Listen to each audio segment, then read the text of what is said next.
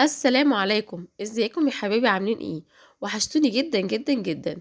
جايه لكم النهارده بالجزء الاخير من حكايه جين. جزء مليان اكشن واثاره وحماس. يعني مش هتمل ولا ثانيه وانت بتتفرج على الملخص. وحرفيا مش هتقدر تغمض عينك من قمه المتعه والاكشن اللي في الجزء. بس قبل ما نبدا، ما تنسوش تصلوا على الحبيب وتحطوا لايك للفيديو وتشتركوا في القناه لو لسه ما اشتركتوش. ويلا بينا نبدا الانمي بتاعنا. بيبدأ الجزء التالت بجين وهو قاعد سرحان بعد ما شاف النمر اللي على جاكيت قلبه، وبيفتكر كمان كلام باركلي وعن جده امبارح. وبعدها بيجي قلبه عليه وبيسلم عليه وبيقوله ان هو كان نفسه يقابله من زمان. وبعد كده بيبدأ القتال معاه، وبيصدم جدا جين من اللي هو بيعمله. وبعد كده بيهدى قلبه وبيتأسف جدا لجين وبيقوله معلش خدتني فرحة مش أكتر. وطبعا صاحبنا ما بيضيعش فرصة وبيسأله على الجاكيت بتاعه وليه عليه رسمة النمر. بيقول له قلبه احتراما لجدك واللي عمله معايا. بيسأله صحيح هو جدك عامل ايه؟ جيم بيبان عليه الزعل ومش بيرد عليه، وبيسأله بقى انت بتحترم جدي ليه؟ وبيبدأ يحكي ليه قلبه انه ابوه مات وهو عنده 4 سنين، وان امه اخدته المكان معزول عشان خاطر يتدرب فيه وسابته ومشيت، وان هو كان قاعد دايما حزين ولا عارف يتأقلم معاهم ولا عارف حتى يتأقلم مع التدريب بتاعهم الصعب. لحد ما جدك جالي واداني كتاب لتعليم فنون القتال، والكتاب ده كان بتاع جدي هو اللي اداهوله عشان يدهوني. وبعد كده بيسألوا على جده بيعرفوا ان جده مات في الحرب، ومن ساعتها جدك يبقى في مكان جدي. وهم بيتكلموا بيجي يهجم عليه تك من ظهرهم، بس قلبه قدر يصدها بكل سهولة وقال له لو كررتها تاني مش هرحمك. الواد ده شكل الشر مليه. وبعد كده بيسلم قلبه على جين وبيقول له هشوفك تاني، وبيسيبه وبيمشي. نروح لتاني يوم والمسؤول بيكون على اخره من برك وبيقتحم المكتب بتاعه، وبيقول له انت مش بني ادم، ازاي تسيب الحكم ومراته وابنه يموتوا؟ انت قلبك ده ايه حجر؟ برك بيتعصب ويقدر يثبته في الحيطه وبيزعق فيه، وبيقول له انت اللي مش عارف انا مين ولا ايه؟ تكاليف المكان اللي انت دمرته ده كلها عليك، ومخصوم منك 9 شهور بحالهم. يعني كده الراجل ده مخصوم منه سنه بحالها يا جدعان، حرام والله يعيش ازاي. وبعد كده بتيجي المسؤولة وبتاخده وبتبدأ تشرح ليه الحقيقة إن مرات الحكم وابنه ما ماتوش، ودول كانوا مجرد تماثيل مش أكتر عشان نقدر نحميهم من عصابة النكس. يعني عمنا بارك طلع في الآخر طيب مش شرير وهو اللي كان ظلمه. والمسؤول بيبقى يا عيني عليه مش لاقي حتى الجنيه عشان يقدر حتى ياكل بيه. بيشوفه هم بالمنظر ده بيصعب جدا عليه، وبيروح يجيب ليه أكل، وبيعمل معاه ساعتها صفقة إن كل يوم هيجيب له أكل في المقابل إن هو يعلمه تشريك اللي هو الوحوش اللي معاهم. بيوافق جدا على طول المسؤول هو ليه اصلا، وبيسأله انت عايز تتعلمها ليه؟ بيعرفه عشان خاطر اقدر اساعد واحد صاحبي. طبعا احنا عارفين الاولاني مات فاكيد قصده على جين. ونروح بعد كده لعصابة النكس بيكون بتستعد عشان خاطر مهمتهم خلاص قربت. نرجع بقى لجين وهو زعلان جدا على جده، لان اليوم ده عنده ذكرياتين مهمين في حياته، الاولى وحشة والتانية حلوة. ان اليوم ده اخر يوم شاف فيه جده قبل ما يمشي وتصور كمان معاه، والذكرى التانية ان اليوم ده يوم عيد ميلاده وهيقضيه لوحده كالعادة. بس على عكس المتوقع، هوب دبل كيك بيلاقي ميرا وهنا عنده جايين عشان خاطر يحتفلوا بعيد ميلاده. بيسألهم انت عرفتوا ازاي؟ بيعرفوه ان الساعة بعتت ليهم رسالة، وكانوا كمان جايبين ليه اكل وهدايا كتير. وجين اخيرا بيبدأ يفرح من تاني. وبيجي تاني يوم ميعاد المسابقة، وبنلاقي حد خبط على جين وحط ليه صورة جده وهو مربوط، وبيكون كاتبين له كمان عنوان مكانه. طبعا جيم مش بيضيع الفرصة وبياخد عجلته وبيطير على المكان. نروح بقى للمسابقة، وميرا وهان شغالين يدوروا على جين في كل حتة بس الواد ملوش أي أثر خالص. وبتيجي المسؤولة وتعرفهم إن المسابقة بدأت وإنهم لو مطلعوش على الحلبة هيخرجوا برا المسابقة. وهان بيقول لميرا أنا هروح أدور على جين وانتي حاولي تهزمي الخصم بس براحتك على الآخر. بتوافق على كلامه وبتروح على الحلبة، بس شكل الخصم المرة دي قوي جدا جدا جدا وربنا يسترها. بنروح بعد كده لجين وبيكون وصل للمكان اللي فيه جده، وبيدخل يشوف جده في وضع صعب جدا، أول مرة يشوفه كده في حياته. وبيكون مقطوع دراعه ومتسلسل وجسمه كله متبهدل ومغمى عليه. بيصدم جدا من شكله وبيجري عليه وبيحاول يفوقه بأي طريقة، بس اللي بيحصل ولا بيكون على البال ولا على الخاطر. بيلاقي جده بيضحك بطريقة مرعبة جدا وراسه بتلف 180 درجة، وبعد كده جده بينفجر وبيفجر معاه المكان كله. نرجع تاني بقى لميرا، وبتكون هتواجه المصارع اللي شكله غريب دوت، وميرا مش بتضيع فرصة وبتهجم عليه فين يوجعك. بس الواد الصايع بيكون عارف ان هي تستخدم السيف، وبيكون داهن جسمه زيت عشان السيف بتاع ميرا مش يقدر يأثر فيه ولا حتى يوجعه. وبينادي على حد معاه وبيحدف ليه سيف، والمفاجأة بقى ان السيف دوت اللي حدفوله هو سيف ميرا اللي اخده منها العريس القذر. بتتعصب جدا ميرا وبتقوله رجع لي سيفي، بس طبعا الواد بيرفض وبيروح يهجم على ميرا بكل وحشية، وسيف ميرا للأسف مش بيستحمل وبيتكسر. وبعد كده بيفضل يغيظ في ميرا ويقول لها ان انت ما تستاهليش السيف ده كنز وطني وقوي جدا. وبيقدر بعد كده ان هو يسيب ميرا بالسيف في بطنها، وبيفضل يتريق عليها وبيمسكها وبيفضل يضرب فيها بالاقلام والبوكسات، وبعد كده بيرميها على الارض. وميرا يا عيني عليها مش بتقدر تتحرك حتى من مكانها من كتر الضرب اللي خدته. وبعد كده بيقول لها كل اللي انتي بتعمليه ده ملهوش فايدة، صاحبك مستحيل يجي. بتعرف ميرا ساعتها ان هما السبب في اختفاء جين، وبتتعصب جدا وبتروح تهجم عليه وبتضربه، تقول له ما تقدروش تعملوا في جين حاجة، وجين مستحيل يقدر يخسر قدام شوية عيال زيكم. وبيضربها الواد من تاني، وميرا بتكون جابت اخرها يا عيني وبتقع على الارض وشكلها نهاية ميرا. نرجع بقى لجين، وبيكون عنده فرد من عصابة النكس، وبيبقى فرحان جدا باللي عمله في جين. وجين بيسأله انت مين وجدي فين؟ بيقوله الحياة دي مش للضعفاء اللي زيك يا جين، وبيطلع عليه نسخ كتيرة جدا شبهه، وبتفضل تضرب في جين فين يوجعك. وجين بيحاول يفادي ضرباتهم وبيحاول يخلص عليهم، بس دول كتير قوي ومش بيخلصوا وبيتكتروا عليه، وبيقدروا يمسكوه وبياخدوه لتحت الأرض. وهنا جين بيصدم جدا من اللي بيشوفه، بيشوف الناس الحقيقيين اللي المفروض يواجهوهم في المسابقة، وبيقول لما دول هنا مين اللي في المسابقة، وبيعرف ان العصابة مخططة لكل ده من الأول. وبيسأله انت اللي عملت فيهم كده؟ بيقوله ايوه والدور الجاي عليك. بيتعصب جدا جين وبيخلص على كل النسخ مرة واحدة، وبعد كده بيضغط على 3 أماكن في جسمه وبيقوله استعد بقى عشان انت اللي هتحصلهم. نرجع بقى لميرا، وبتكون خلاص يعني جابت اخرها وخلاص هتستسلم، بس مرة واحدة بتلاقي نفسها في مكان غريب، وبتسمع حد بيقول لها انت ضعيفة جدا. وبتعترف لميرا ان هي فعلا ضعيفة، بس برغم ضعفي ده انا مستحيل استسلم لان اصحابي محتاجين لي جدا. وبعد كده بتمد ليها ايديها وبتقول لها انا هخليكي اقوى عشان تعرفي تنقذي اصدقائك. وهوب دبل كيك الحلبة بتولع من قوة ميرا، وبيروح ليها السيف بتاعها كمان في ايديها. واخيرا الشريك بتاعها اتفعل وشكلها هتخرب الدنيا. الواد بيترعب جدا لما بيشوف كده، بيفعل الوحش كمان بتاعه، بس ميرا مستحيل ترحمه بعد اللي عمله فيها وفي جين، وبتهجم عليه وبتخلص عليه بكل براعة. ايه الجمدان دي يا بنتي؟ وبتكون خلاص طاقتها خلاص خلصت يا عيني وهتقع على الارض. بتلاقي حد بيلحقها قبل ما تقع، ايوان صاحبنا جين اخيرا وصل وشكلها هتولع. بيشكر ميرا جدا على اللي عملته، وبعد كده بيدخل على الحلبة وبيكون على اخره خالص، وبيسأله الخصم على اللي كان معاه وازاي قدرت تهرب منه، بس جين مش بيرد عليه. الواد بيتعصب جدا وبيهجم على جين، بس جين بيتفادى ضرباته بكل براعة وبيقول له عايز تعرف اللي حصل له تعالى بقى اوريك. وهوب بيهجم عليه فين يوجعك وبيدغدغ الواد حرفيا، والواد بيبقى مش عارف يعمل اي حاجة قصاد قوة جين الجبارة، وبيفتكر قوة جد جين وبيعرف ان جين طالع زي جده نمر زيه بالظبط. وبيفوز بعد كده جين في المباراة. وبنرجع بقى بالزمن ل4 شهور لورا لحياة قلبه، وبيكون بيتدرب جدا وبتيجي بنت تسأله انت بتتدرب كتير كده ليه؟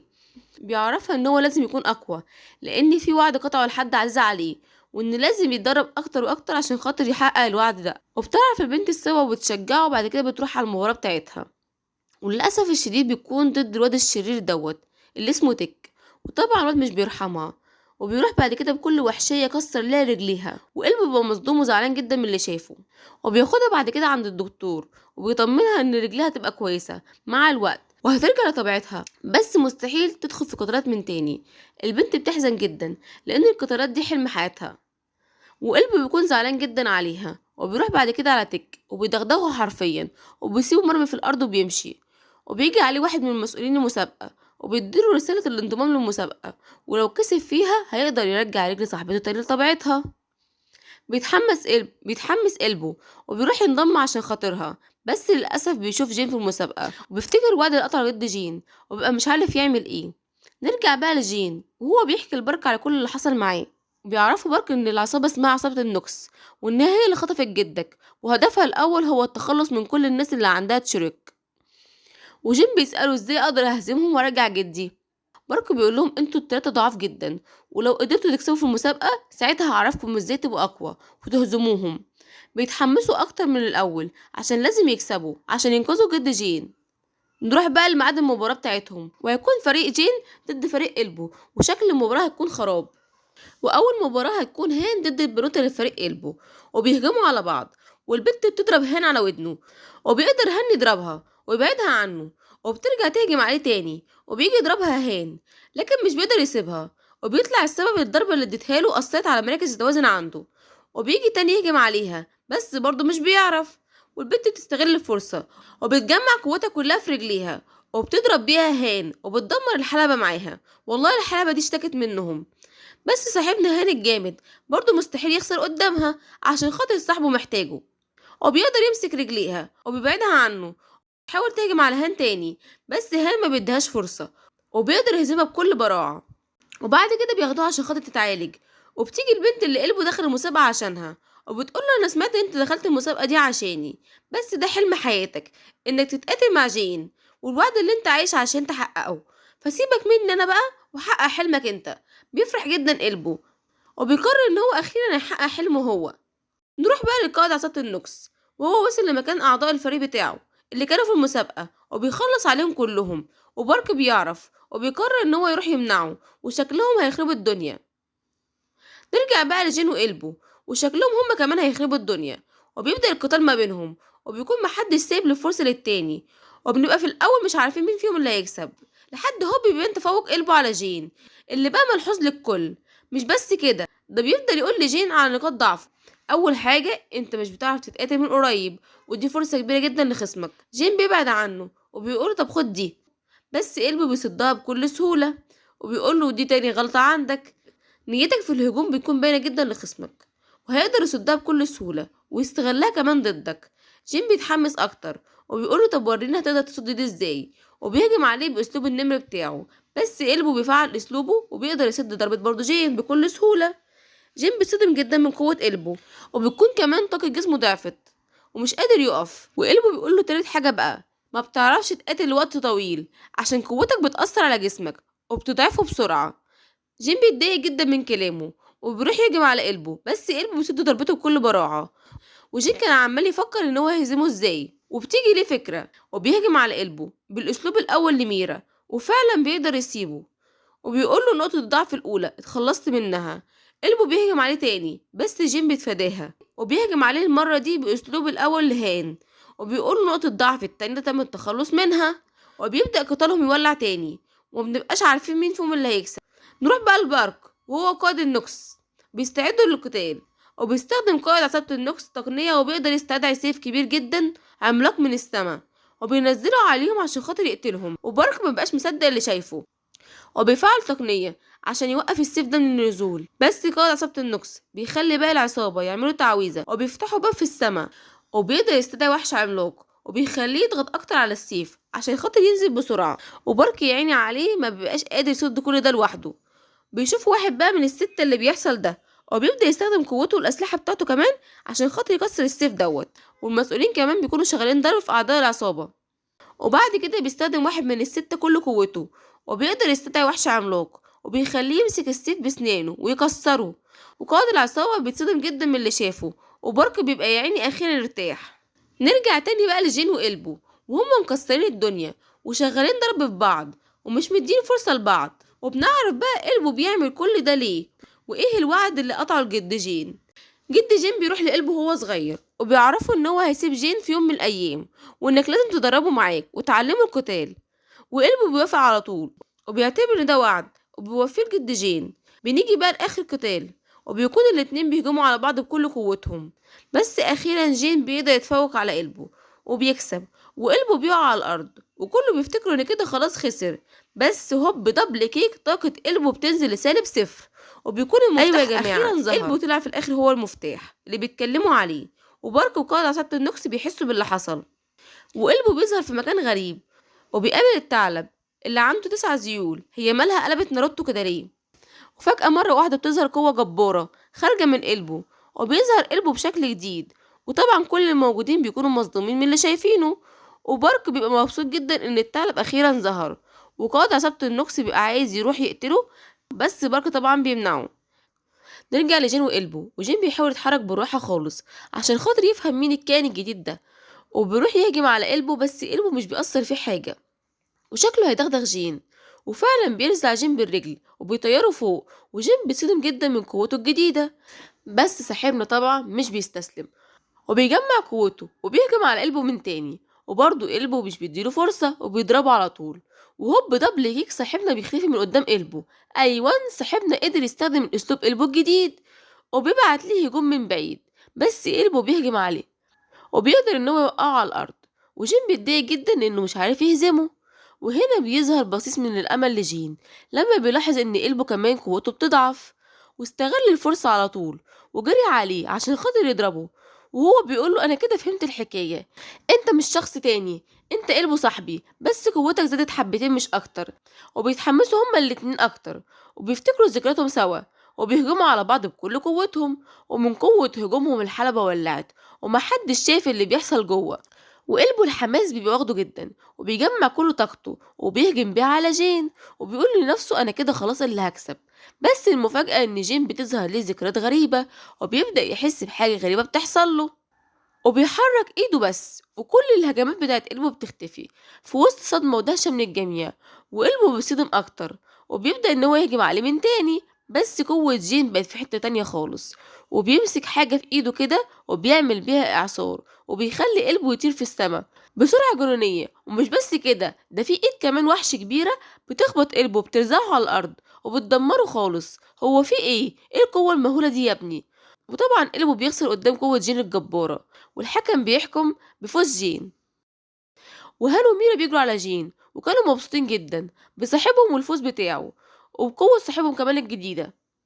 ونروح لقلبه وفريقه بيفوقوا يعني من الضربة، وبيقول لهم هو ايه اللي حصل، هو انا خسرت ولا ايه؟ بيعرفوه ان هو ايوه فعلا خسر، بس على عكس المتوقع بيفرح جدا لجين. نروح بقى لعمنا بارك، والاخبار بتوصل له، بيتصدم جدا لما بيعرف ان الثعلب خسر، وبيقول يا ترى مين الجامد ده اللي قدر يهزم الثعلب. وقائد عصابة النوكس بيتصدم برضه وبيقرر ان هو يهرب، وبيشتت عمنا بارك وبيهرب منه. وفي نفس الوقت الناس كلها كانت فرحانة عشان خاطر كسبوا على عصابة النوكس، وبيبدأوا ان هم يحتفلوا وحاجة اخر روقان. نروح بقى لقلبه، وكان بيتعالج في المستشفى واصدقائه بيكونوا جنبه، وبيجي عليه جين عشان خاطر يطمن عليه، وبيعتذر على اللي عمله معاه في الحلبة، بس بيطمنوا قلبه ان هو مش فارق معاه الخسارة وان هو لسه صاحبه. بيعرفوا جين ان هو كان لازم يفوز عليه بأي طريقة عشان خاطر ينقذ جده من عصابة النوكس، وقلبه بيعرفوا ان فعلا محدش هيقدر يهزم عصابة النوكس دي غيرك انت ما شفتش قوتك ولا ايه يا عم الحاج؟ نروح بقى للواد اللي جده من الستة، وبيكون بيتحول خالص من كتر الغضب اللي جواه، والخدامة بتاعته بتحس بالطاقة بتاعته وبتخاف جدا عليه، ولسوء حظ تك ان هو بيظهر قدامه وبيهجم عليه وبيحاول تك ان هو يهرب منه، بس مش عارف. بس للأسف بقى الخدامة بتيجي وبتشتته، فبيستغل تك الفرصة على طول وبيحدف الخدامة عليه، وبيرشق فيهم هما الاتنين جذع شجرة كبير وبيدمرهم خالص.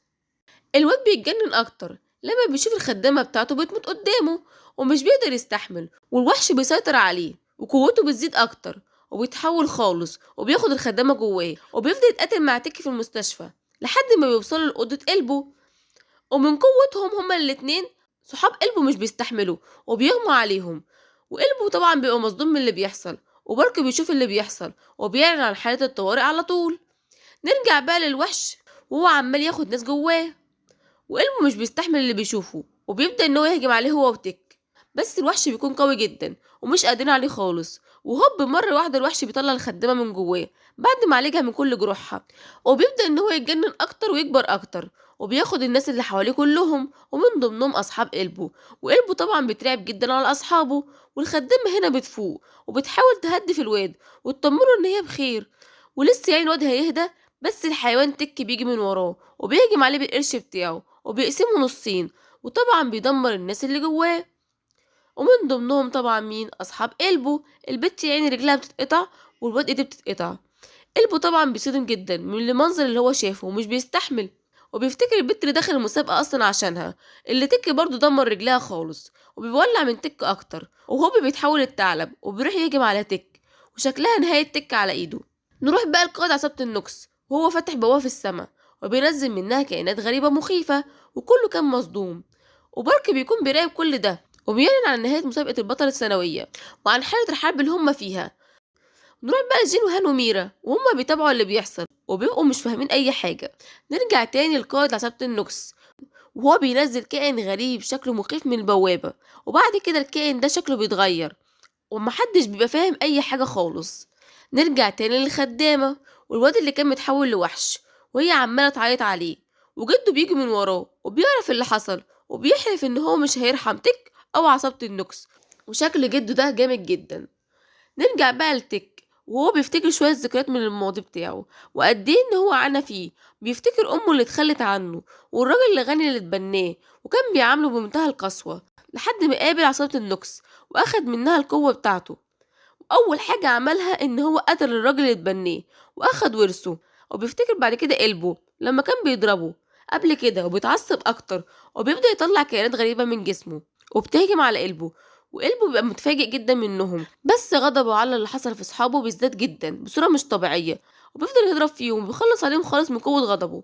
وجين وميرا وهان بيوصلوا على مكان قلبه وتك، وقلبه بيكون مش راحم تك ونازل فيه فين يوجعك، بس تك بيفتكر ذكرياته المؤلمة وبيتعصب أكتر وبيبدأ الوحش اللي جواه يستحوذ عليه أكتر ويدخله جواه أكتر، وفعلا بيتحول تك للوحش وبيهجم على قلبه وبياكله كمان جواه وبيقدر يخرج منه المفتاح، وكله بيصطدم من قوة المفتاح وبيحاول تك إن هو ياخد المفتاح، بس واحد من ستة بيمنعه وقائد عصابة النكس كمان بيبقى عايز ياخده، وبتقوم معركة على المفتاح دوت وكل واحد بيبقى عايز ياخد المفتاح بأي طريقة، وللأسف المفتاح بيقع في إيد قائد عصابة النكس ولسه هيندمج معاه، بس صاحبنا جين كان ليه رأي تاني وبيضربه وبيقدر ياخد منه مفتاح. نروح بقى للتعويذة اللي عاملها قائد عصابة النكس وبتكون اتفعلت وشكلها هتدمر المدينة، وفي مسؤول بيكون بيراقب كل اللي بيحصل ده وشكله ليه سلطة كبيرة جدا وبيقرر ان هو يدمر المدينة باللي فيها ويخلص من القرف ده كله. بيفكرني الراجل ده برئيس كوريا الشمالية، ما عندوش يا مرحميني. ما علينا، في مسؤولة بتعرف بالكلام ده وبتبلغ بارك باللي بيحصل، وبيقرر بارك على طول ان هو يعمل تعويذة وينقل كل الطلاب لمكان آمن. وفعلا بيروح المكان غريب وبيروح جين على قلبه بيلاقيه بينزف من كل حتة وبيدوس على كام مكان في جسمه والنزيف بيقف وبيفوق بعد كده قلبه، وبيروح جين يديله المفتاح بتاعه. بيقول له قلبه ان هو مش هيعرف يحافظ على المفتاح ده وان هو حاسس بقوة جبارة فيه، وبيقول لجين انت الوحيد اللي هتقدر تحافظ على المفتاح ده، خده واحميه من تك. بيوافق على طول جين على كلامه. نروح بقى لتك وهو عند هان وميرا وبيسألهم على جين، هما بيقولوا له ان هما ما يعرفوش وحتى لو يعرفوا مش هيقولوا له. الواد بيتعصب جامد وبيطلع عليهم وحوش من جواه، وهان وميرا بيستعدوا عشان خاطر يقتلوه، بس الواد بتكون قوته جبارة وشكلهم مش هيقدروا عليه. نرجع لجين وهو بيدور على هان وميرا وبيلاقيهم يا عيني واقعين على الارض خلصانين خالص بسبب قتالهم مع تك، وبيبقى مش قادرين حتى يتكلموا. وتك بيحس بالمفتاح اللي مع جين وبيقول له هات المفتاح ده احسن لك، بس جين بيتعصب جدا منه وبيقول له انت ليه عملت كده في صحابي. بيقول له دول شويه حشرات افعصهم على طول عشان خاطر اوصل اللي انا عايزه، والدور عليك لو ما ادتنيش المفتاح اللي معاك. جين بيجيب اخره منه وشكله هيدمره خالص. نروح بقى لعمنا بارك والدنيا عنده بيكون خربانة على الآخر وبيكون عمال يصد في التعويذة بتاع القائد عصابة النكس، وبيروح القائد الحقير عشان خاطر يهجم عليه ويقتله، بس في اتنين من ستة بيلحقوا على آخر لحظة، وبارك يعني بيبقى مش قادر خلاص يسد أكتر من كده وشكله هيغمى عليه.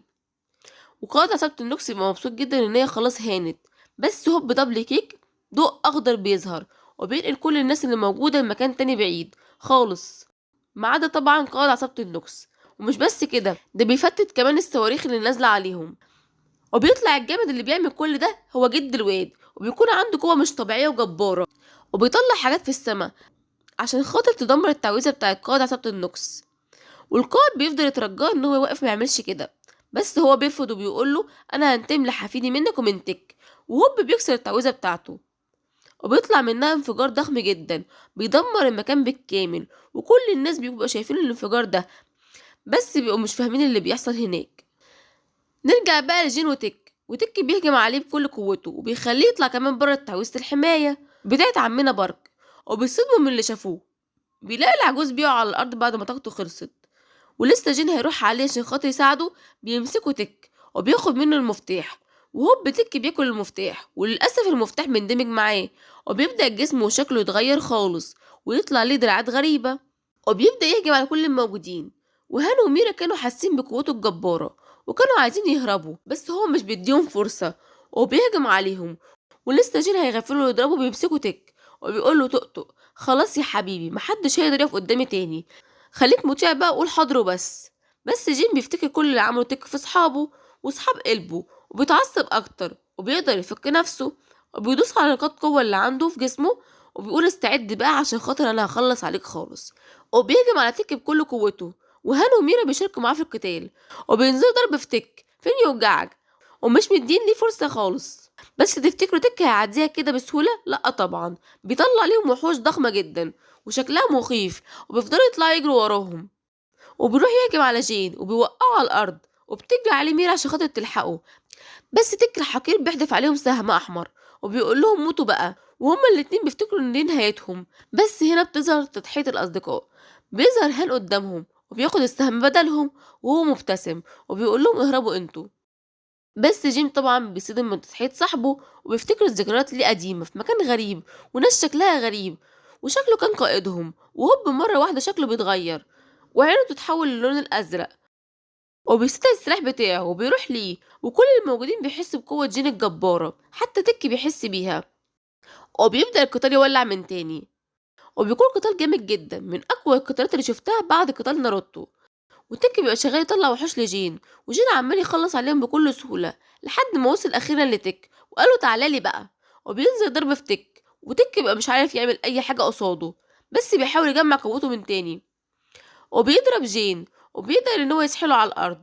بس جين بيتعصب اكتر عليه، وبيضربه بالسلاح بتاعه وبيطيره بعيد جدا عنه. ومش بس كده، ده بيفضل يجري عليه وبيفضل يضرب فيه بالبوكسات، وبيقول البوكس ده عشان خاطر صاحبي هان، والبوكس ده عشان خاطر صاحبتي ميرا، والبوكس ده عشان خاطر اصحاب قلبه، وبيفضل يكسر في عظمه. وبعد كده بيرزعه في الارض، ولسه الواد تك بيحاول ان هو يستجمع قوته، بس جين مش بيديله فرصة، وبيستخدم الرعد بتاعه عليه اكتر من مرة، وبينهيه خالص. وكل الموجودين بيبقوا مصدومين ومش مصدقين اللي شافوه والقوة اللي وصل ليها جين. وهان وميرا بيروحوا عليه، وجين بيكون خلاص جاب اخره وكان هيقع، بس هوب تك بيتحول تاني، وبيحاول يهجم على جين من تاني ويخطفه وياخد الطاقة بتاعته. بس هان وميرا بيحاولوا يلحقوه، وجين بيجمع قوته من تاني وبيجري عليه، بس للأسف برضه يعني الواد بيكون أخد قوة كبيرة جدا من جسمه وكان هيقع، بس بيجري عليه قلبه وبيسنده بيقوله انا في ظهرك يا صاحبي. وبتجري ميرا وهان كمان عليه، وبيقولوا احنا كمان في ظهرك يا كبير. وبيتحدوا هما الأربعة إن هما يخلصوا على تك، وكل واحد بيستخدم أسلوبه في القتال. والواد تك بيكون قوته مش طبيعية، بس برضه على مين؟ ده 4 على 1. وبيتحد قلبه وجين عليه في الآخر هجوم، وبيقدروا إن هما فعلا يخلصوا على تك. وأخيرا بعد عناء كتير بيقدروا إن هما يخلصوا على تك. وأخيرا الشمس بتطلع من تاني بعد عناء كبير جدا، وبننتقل بعد كده الكهف، وفي بنت بتتمشى جواه وبتدوس على كارت كده، وبيظهر قدامها باب كبير جدا، ونعرف ان مفتاح الباب ده الكارت ده. نرجع بقى لصحابنا، وبيكونوا مبسوطين جدا ان هم اخيرا خلصوا على تك وقائد عصابة النوكس، وخلصوا من العركة دي كلها اللي هم اصلا ملهمش ذنب فيها. وللأسف كمان ناس كتيرة فقدت أعضاء من جسمهم في الحرب ديت، وأحلامهم اتدمرت، بس بيبقوا مبسوطين إن هم قدروا يعملوا حاجة صح أخيرا.